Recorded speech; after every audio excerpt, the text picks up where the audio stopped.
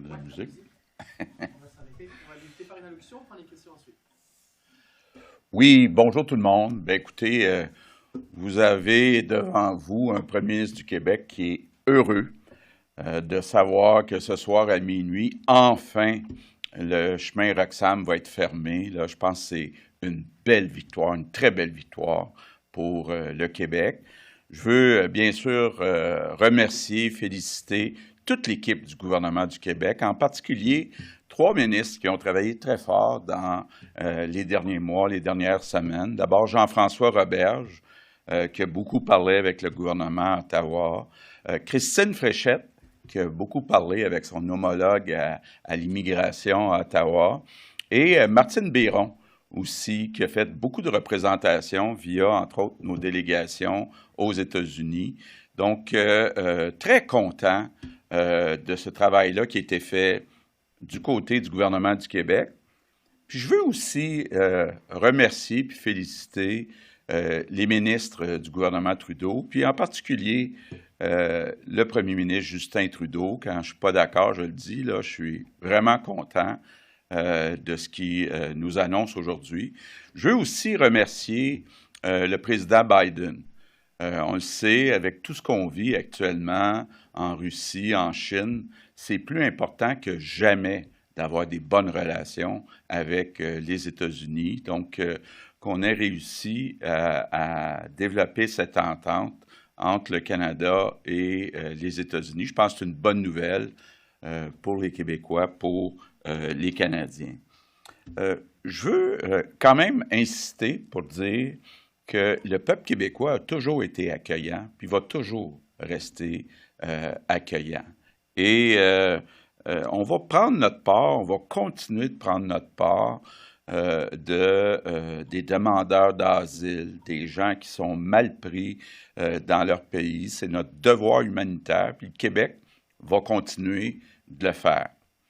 Il faut juste comprendre qu'actuellement, bien évidemment, là, si on parle juste du chemin Roxham, 40 000 personnes au cours de la dernière année, en plus de l'immigration régulière, ça fait que nos services là, sont très étirés, trop étirés actuellement.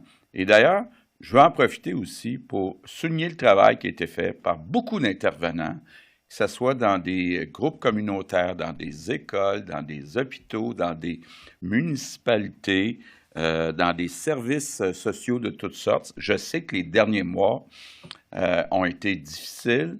Vous avez travaillé très fort parce que justement, le peuple québécois est accueillant pour vous s'assurer que tous les enfants qui arrivaient par Roxham allaient à l'école, que les personnes qui étaient malades étaient soignées, qu'on a travaillé avec le gouvernement fédéral pour loger tout le monde. Donc, je sais que ça a été difficile, donc je veux vous dire merci. Puis je veux rappeler en terminant aussi que notre nation va toujours aussi avoir un défi additionnel. Notre langue, le français, ben, ça sera toujours vulnérable en Amérique du Nord. Puis on a un devoir de protéger cette langue, qui est beaucoup ce qu'on est. Donc, il faut toujours garder ça en tête. Mais en terminant, encore une fois, là, merci, M. Trudeau. J'ai exprimé, entre autres, dans une rencontre juste avant Noël, l'urgence pour nous d'avoir une solution. Je suis content de voir le résultat aujourd'hui. Merci beaucoup. Donc, on va débuter la période de questions. Il y a des micros prévus. On va prendre la première question. Une question, une sous-question. Bonjour, Camille Feyreisen pour Radio-Canada. Ma question, c'est donc la fermeture du chemin Roxham. Est-ce que vous pensez que c'est assez dans la mesure où il y a d'autres chemins qui vont pouvoir voir le jour? La frontière, elle est quand même large. Des canaux peut-être parfois plus dangereux aussi pour l'arrivée illégale de migrants. Alors, est-ce que finalement, la fermeture juste d'un chemin, c'est assez? Qu'est-ce qu'il faudrait qu'il soit mis en place pour s'assurer que, finalement, qu'il n'y ait pas d'autres arrivées ou du moins pas de façon plus dangereuse? Bien, c'est la responsabilité du gouvernement fédéral de s'assurer que les frontières soient respectées. Ce que je comprends, c'est que les personnes qui arriveraient par des chemins irréguliers vont être transférés vers les postes de douane qui sont réguliers. Je pense que, à l'évidence, là, le fait qu'on ait eu 40 000 personnes par le chemin Roxham, je pense que c'est clair que même s'il reste d'autres personnes qui vont peut-être essayer de rentrer par d'autres endroits, c'est certain qu'on vient de régler une grosse partie du problème. Merci. Et une deuxième question, c'est plus par rapport à l'annonce de Airbnb, Oui. donc d'arrêter là, de demander ce certificat de tourisme à tous les propriétaires. C'est quoi votre réaction? Est-ce que ça va assez loin? Il y a d'autres plateformes aussi qui existent. Donc, est-ce que ça va dans le sens de la réforme voulue par la ministre Proulx? Est-ce que c'est assez finalement? Bien, je suis content parce que Caroline Proulx a rencontré Airbnb, a fait cette demande-là qui était souhaitée par beaucoup de monde, qu'à l'avenir, il y ait le numéro d'enregistrement avant que ça soit autorisé d'être publié sur la plateforme d'Airbnb. Donc, c'est un beau résultat, une belle victoire de la part de Caroline Proulx. Maintenant, continuer de travailler à s'assurer qu'on continue de développer ce nouveau service de façon sécuritaire, de façon aussi à ne pas venir nuire aux enjeux de logement qu'on a. Donc, on va continuer aussi de travailler, mais je trouve que c'est une belle victoire de la part de Caroline Proulx. Merci. Prochaine question, la presse. Oui, bonjour, M. Legault. Vous ne craignez pas que Montréal va rester quand même une destination très désirable, là? Vous ne craignez pas que ça va créer un modèle d'affaires pour les passeurs, tout simplement, puis aussi augmenter la quantité de gens qui vivent illégalement, clandestinement dans la métropole? Bien, écoutez, d'abord, comme je le disais, c'est la responsabilité du gouvernement fédéral, s'assurer que les frontières soient respectées d'un bout à l'autre. Mais il faut quand même remarquer là, que dans la dernière année, c'était vraiment là, orienté au Québec plutôt que dans les autres provinces, puis orienté au chemin Roxham. Donc, en fermant le chemin Roxham, bien, on peut penser que même s'il continue d'en avoir un peu, ça va être réparti à grandeur du Canada. Mais encore là, je pense que ces questions-là, il faut les poser surtout au gouvernement fédéral. Parfait. Et sur les 15 000 personnes de plus, demandeurs d'asile que le Québec accepterait en vertu de cette entente-là, par année, est-ce que vous avez une idée avez-vous eu des échanges là-dessus? Combien le Québec on n'a pas beaucoup d'informations. Ce que je dirais, c'est que compte tenu du grand nombre qui ont été reçus au cours de la dernière année au Québec, là, je pense qu'on a fait notre part, puis je pense qu'il y a un rattrapage à faire pour qu'il y en ait plus dans les autres provinces. Merci. Prochaine question, la presse canadienne. Oui, M. Legault. Donc, on sait aussi que c'est pour les... Il y aurait une règle de 14 jours ou un délai de 14 jours pour certains qui passent de façon irrégulière. Là, dans les détails de l'entente, est-ce que vous dites que c'est une très bonne nouvelle, mais est-ce qu'il y a des choses qui vous préoccupent ou pour lesquelles vous avez des questions importantes? Oui.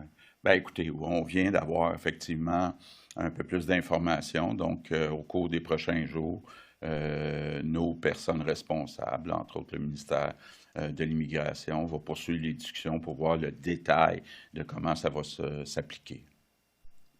On va passer aux questions en anglais. Questions in English. Hi. Hi. Henya for CBC Montreal. What are your thoughts on Roxham Road closing? Are you satisfied? Yeah, I'm very happy. I think that's what we were asking for. I think that we were able to put enough pressure on the federal government. And I want to thank Mr. Trudeau and the federal government. I want to thank President Biden also. I'm happy to see that relations between Canada and U.S. are good. It's important when you take into consideration what's happening in Russia and China. It's important that Canada has a good relationship with the U.S. And so I think I'm very happy about the fact that it will be applied at midnight tonight. So I'm very happy. Merci. Next one. Pedro Quirito for CTV. Airbnb has decided to remove the listings that do not have the proper permit in Quebec. What do you think? What's your reaction on this? I'm happy, and I think it's a success for Caroline Proulx, because that's what she asked for. And I think that in making sure that only the people with the right permits can be published on our BNB site, I think it's a good news. Yeah. As a second question, on Haiti, do you think Canada, including Quebec soldiers, should participate in the military intervention to bring order back to Haiti? Yeah. So about Haiti, of course, we have many people in Quebec coming from Haiti, and it's terrible what's happening out there. It's not easy to find solutions. Of course, we're ready to help. We need to have somebody from Haiti being in charge, taking the leadership, and that's where it's a real challenge. But whatever is needed, we're ready to participate because it's terrible what's happening in Haiti. Yeah. C'est ce qui met fin à la conférence de presse. Merci beaucoup tout le monde. Bonne fin de semaine.